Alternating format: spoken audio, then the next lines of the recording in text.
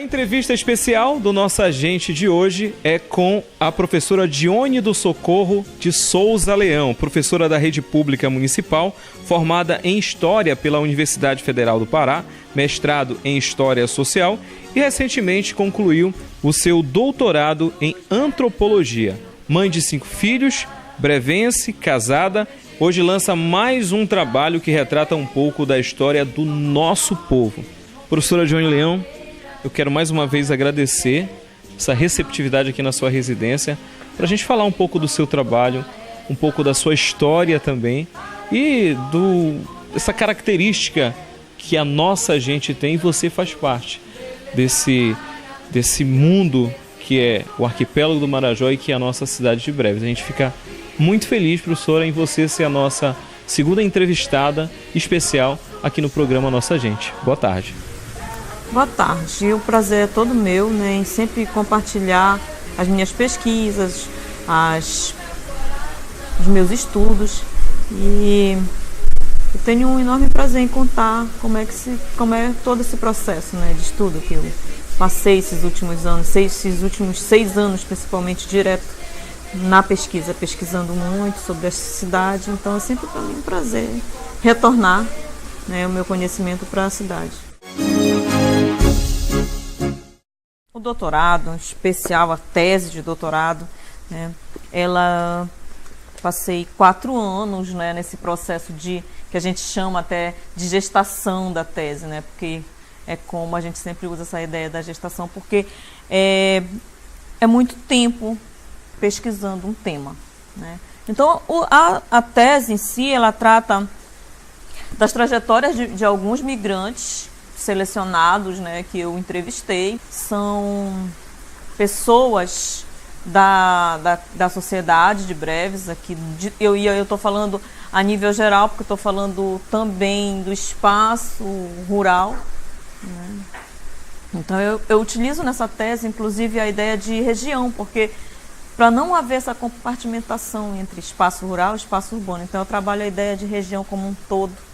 Então, dificilmente eu vou ficar falando espaço rural, espaço urbano, porque eu já parto dessa ideia de que a nossa trajetória, ela não tem essa especificidade de dividida, cidade e campo, não existe isso. Então, desde do início aliás, desde o final do século XIX, que é quando está centralizada essa pesquisa do doutorado, eu encontrei muitas referências principalmente relacionadas às comunidades ribeirinhas, né? Então, as vilas, que nessa época era como se utilizava essa denominação.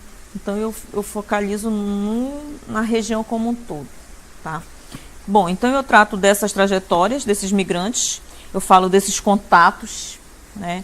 Das interações, dos conflitos envolvendo grupos.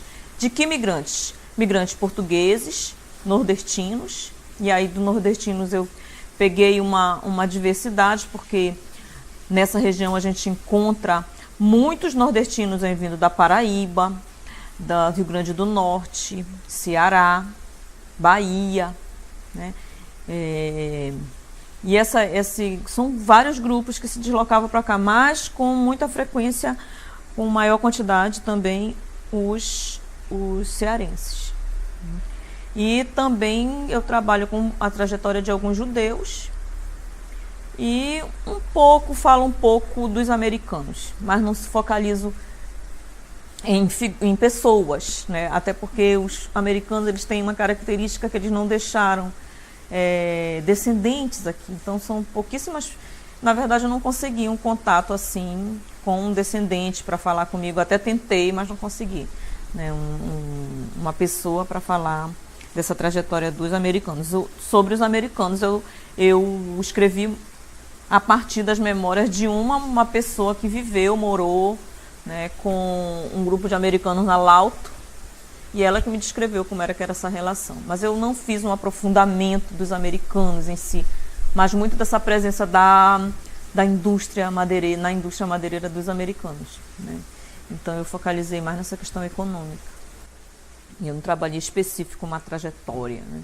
Ao contrário dos outros que eu selecionei, principalmente tem mais nordestinos pela quantidade mesmo, que foi mais fácil, descendentes de portugueses, de judeus só um, tá?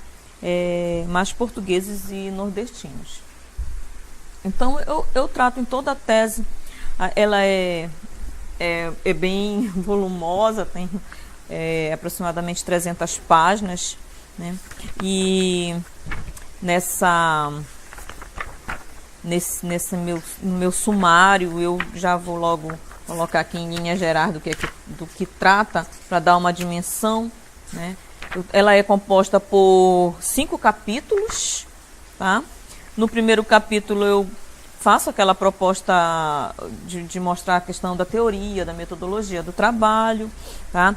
No segundo capítulo eu apresento todos os migrantes que eu entrevistei, né, que eu trabalhei, um por um, vou falando um pouco da trajetória de cada um, quem eram os seus ancestrais, como eles chegaram aqui, remonta um pouco dessa história. No capítulo 3 eu apresento os fluxos e as movimentações globais na região como parte da constituição da nossa identidade. Então eu parto da ideia de que, principalmente a partir dos navios estrangeiros, né, nas idas e vindas entre Belém, Breves ou qualquer outro lugar, essa cidade foi montada a partir dessa interconexão, que aqui sempre foi local de fluxo, muito fluxo de pessoas, de navios, né? Então eu parto dessa ideia de que esses contatos eles foram extremamente importantes para a constituição da nossa identidade, né? E esse capítulo 3 ele vai justamente falar, eu também trato no capítulo 3, eu trago um pouco dessas propriedades, eu mostro como eram as casas, como era o modo de viver deles, né, as suas habitações, as suas propriedades, os comércios, os barracões de borracha, né? Trata um pouco dessa questão dos imóveis, a das vilas operárias, das serrarias. Então esse terceiro capítulo é bem focalizado nessa questão, tá? Para poder montar a tese, eu fiz um cruzamento de fontes. Então, eu trabalho com documentos escritos dos cartórios, cartório de imóveis e do cartório Matos. Registro de nascimento, casamento e óbito. Tá? Então, eu trabalho com essa para poder montar esse quebra-cabeça, vamos dizer assim, porque é como se fosse um quebra-cabeça um pouquinho, a gente vai pegando um pouco de cada informação e vai cruzando para poder montar essas trajetórias, né? Essa trajetória. E no capítulo 4 eu trago os casamentos, né?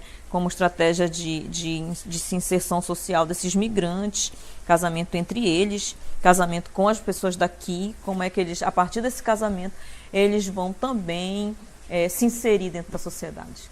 O casamento como forma de inserção, né? Na última vem a questão dos conflitos, das tensões, porque você sabe que contatos, né, quando você está fazendo contatos, tem sempre aquela questão do conflito. Então, você tem vários tipos de vários grupos em contatos, logicamente, eles vão se desentender, né, eles vão brigar, eles vão romper. Então, esse quinto capítulo trata justamente desses conflitos. E aí eu dou destaque para alguns movimentos sociais de luta pela liberdade de comércio nos rios de Breves, no Rio Mapuá. Tá? Trato essa questão da violência, do crime, do estigma do cangaceiro, que é muito forte no Rio Mapuá, sobre os nordestinos. Isso eu trago, é bem forte nesse capítulo. Eu trago também a questão das doenças que assolava esses migrantes, né? E as principais causas de morte entre eles. Então, esse capítulo 5 trata também dos hábitos alimentares, de como é que eles readaptaram a alimentação deles na região. Então, praticamente, são 5 capítulos são densos, né, tratando dessas questões, desses contatos, dessas interações entre os grupos. As primeiras experiências de pesquisa, né, elas vêm da graduação na área. Eu sempre pesquisei a cidade, né? Eu passei mais para o espaço rural na tese, que eu pego um pouquinho mais assim, essas comunidades. Então, no Revivendo Nossa História, nesse aqui que foi o primeiro livro que eu lancei, eu tive contato, ele é resultado de um projeto com alunos, né? Esse livro, ele é muito interessante nesse sentido de... Ele é muito informativo, né? E ele tem uma linguagem muito simples, porque quando eu escrevi, eu sempre falo isso, eu pensei em escrever para os meus alunos entenderem, que eram os alunos do 9º ano. Então, no caso, naquele tempo era a 8ª série, agora 9º ano. Então, eu comecei esse processo de pesquisa e foi em 2009 que nós realizamos esse projeto, que eu coloquei Revivendo Nossa História, e os alunos participaram direto da pesquisa comigo, na coleta e tal, lá no Colégio Santo Agostinho. E foi a partir, então, desse livro que eu pensei, quando eu terminei, eu disse, não, eu quero continuar a pesquisar. E aí eu já pensei, então, em entrar no mestrado. Então, a partir daqui, pelas coisas que eu já tinha encontrado, porque muita documentação eu não utilizei não utilizei nesse livro, muitas informações eu não utilizei, então eu fiquei pensando assim que eu acho que ele me incentivou muito eu não estava muito interessada em seguir, não, né? Mas assim, fui fisgada pela pesquisa de novo, né? Então me interessei novamente, e aí eu voltei, aí fiz o projeto para o mestrado, passei. E no mestrado, então, eu desenvolvi essa pesquisa, tá? Que é o Porto em Narrativas, né? Esse trabalho é o resultado da minha dissertação de mestrado, também no programa de pós-graduação de História, tá? Nesse livro especial, eu trato só de experiências também, mas eu trato de experiência de trabalhadores, de moradores, de frequentadores da área portuária de Breves. Eu tenho um recorte específico, que é 1940 a 1980. Né? A própria capa do livro ele já é bem sugestiva, porque dá para a gente pensar nessa movimentação do porto e dessa importância de uma área portuária para uma cidade que é uma cidade ribeirinha, na margem do rio. Então tudo circula nessa frente da cidade, né? A gente tem avião, mas o avião é uma coisa muito esporádica, né? Não é uma coisa que faz parte assim, de fluxo, né? A gente não tem estrada, né? O avião é limitado, então é pelo rio que tudo circula. Tá? Então eu pensei assim, trazer nessa dissertação a importância dessa área portuária para a constituição da cidade. Aí eu pensei mesmo só em cidade, eu trabalhei só cidade aqui, né? Então, embora os meus entrevistados, grande parte tenha vindo dos espaços das vilas, das comunidades, e aí, né, depois que já entra a tese, é quando eu senti que eu terminei aqui a dissertação e eu pensei assim, eu não fechei. Eu deixei os espaços de rios de fora, né? E aí veio então, no mesmo ano que eu termino isso aqui, eu defendi em março. No mesmo ano que eu defendi, em março, em junho eu já entrei, eu fiz o projeto muito rápido, e em junho eu já entrei na seleção de doutorado já. Em agosto do mesmo ano eu já estava dentro do doutorado, já pensando nessas pessoas que eu não tinha contemplado aqui, porque a migração apareceu aqui, e aí vem para cá, para o terceiro. É isso que eu estou falando. Então acaba sendo uma conexão, os três. Um é segmento do outro, tá entendendo? Com pessoas variadas, com pessoas diferenciadas, mas também tem informantes que foram daqui também estão aqui, que continuaram comigo. Alguns morreram porque eles já tinham idade avançada, que estão aqui, aí aqui já não deu mais, né? Uns que estavam aqui já não deu lá na dissertação, porque morreram. Né? Mas aí ficou isso também muito interessante, porque as memórias deles estão aqui, né? Eles estão vivos de alguma forma.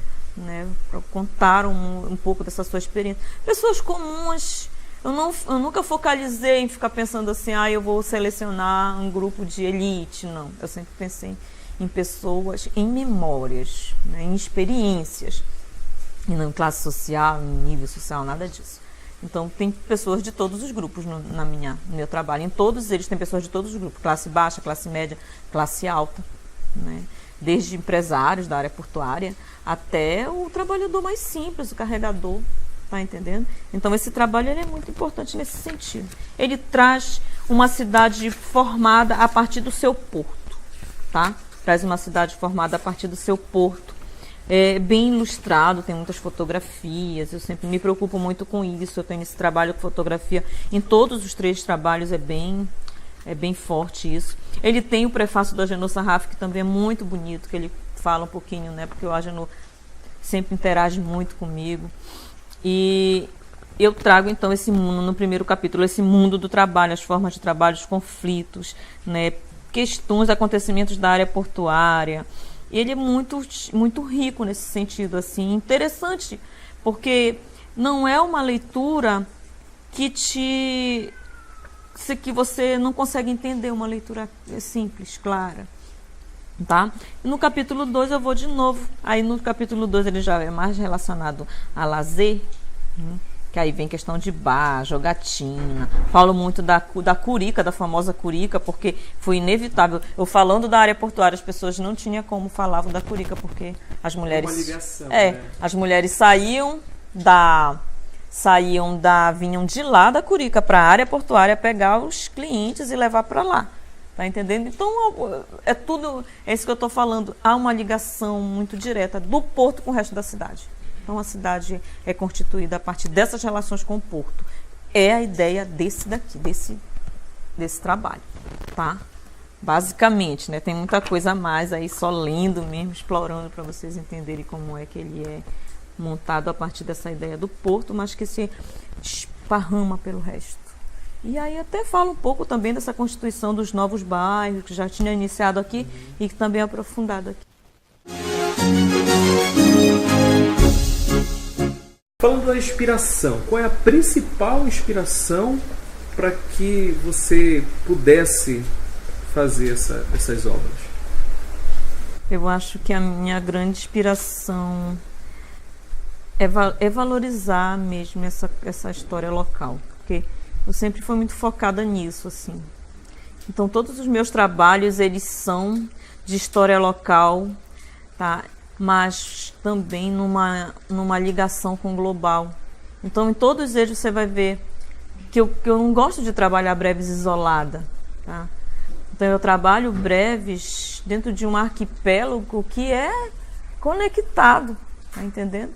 E a minha inspiração mesmo é valorizar essa história local, tá entendendo? Eu sempre, quando eu escrevo alguma coisa, quando eu faço um artigo, quando eu monto um projeto, eu estou pensando nessa valorização da nossa cultura, tá? Dessa nossa história, para que não se perca, né? Todas as minhas pesquisas, elas são em cima dessa valorização. Então, eu acho que a minha ideia sempre é contribuir, entendendo? Professora, onde já foram apresentadas as pesquisas que deram origem aos livros? Essas pesquisas, elas vêm sendo apresentadas desde 2009. Então, eu viajo, sempre estou viajando para eventos, né? Eventos nacionais e internacionais.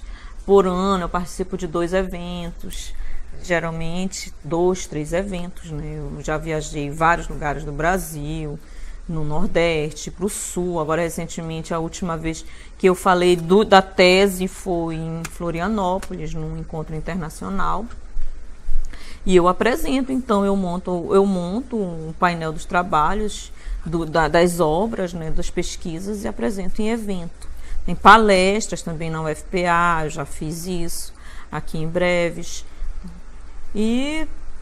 Mas eu trabalho mais em eventos mesmo, divulgo mais em eventos, grupos de trabalho, né, quando eu falo mais das pesquisas. Eu já me sinto realizada em ter feito isso, né? Eu acho que eu já contribuí bastante, né? Pretendo continuar. Eu já estou com um pé dentro do pós-doc praticamente, né? Então, para o ano eu já continuo meus estudos, vou focalizar no matemática mais, vou focalizar a gente ainda está pensando no projeto, né? Mas provavelmente em 2019 eu já entro no pós-doc, então já vou dar continuidade. Então eu não paro, né? Desde 2009 eu estou direto escrevendo. Então a sensação que eu tenho, mas eu tenho uma coisa assim que sempre algo não está concluído, tá entendendo? Então talvez por isso eu me motive sempre a procurar, eu me motive muito a procurar mais. Então eu tenho sempre essa sensação de que eu não cumpri, que ainda falta mais, Talvez seja por isso que eu corro atrás, porque eu sempre acho, não, eu acho que eu tinha que ter focado mais naquilo ali, sabe? Então, para mim, nunca está perfeito. Para mim, sempre tenho que melhorar e tenho que pesquisar mais. Eu tenho muita coisa ainda para pesquisar, tenho muito material para explorar, que eu não usei aqui, né? Porque se eu fosse usar aqui, ia dar, assim, ia ser um volume muito grande, né? Também a gente não pode fazer coisas muito volumosas, que elas são cansativas para ler, né? E então a sensação que eu tenho no final de tudo é que eu tô sempre me aperfeiçoando. Eu estou sempre tentando melhorar. Eu nunca estou satisfeita com o que eu estou fazendo. Eu estou sempre buscando mais. E nós temos também um livro didático, que inclusive tem a participação do professor Agenor Sarraf também, na qual você tem um capítulo nesse trabalho também, né? Vamos falar um pouco desse trabalho também. Esse trabalho aqui, ele foi um projeto, ele é um projeto organizado pelo professor Agenor Sarraf, a Denise Chaan e a Jane Beltrão, e eles organizaram esse livro Remando por Campos e Florestas, Patrimônios, Marajoaras em Narrativas e Vivências. É um livro, eles são 2 volumes, do ensino fundamental e do ensino médio. Tá? Então, do ensino fundamental não tem nada sobre breves. E quando foi aí para o ensino médio, eles me convidaram para eu escrever um capítulo, né, falando um pouco sobre breves. Aí tem o que toca de breves, tem de vários lugares, tem de Soure, tem de Cachoeira do Arari, tem de Moaná, tem de Portel, tem de Bagre, tem de Melgaço, e tem um capítulo que trata só sobre breves, que eu coloco um pouco também dessas memórias, né, que é Memórias e Imagem dos Bairros de Breves, que foi escrito em conjunto com a Agenor. Tá? Na verdade, assim, é uma discussão dentro baseada aqui no livro Revivendo Nossa História. Eu trabalho um pouquinho, trago um pouco dessas narrativas, dou uma ressignificada na escrita, tá? Aponto. E como ele é didático, ele tem sugestões de atividade também para trabalhar aqui, para trabalhar com texto, para trabalhar com imagem. Infelizmente é pouco estudado, né, assim, nas escolas mesmo. Eu acho que ainda falta muito para essa questão da valorização.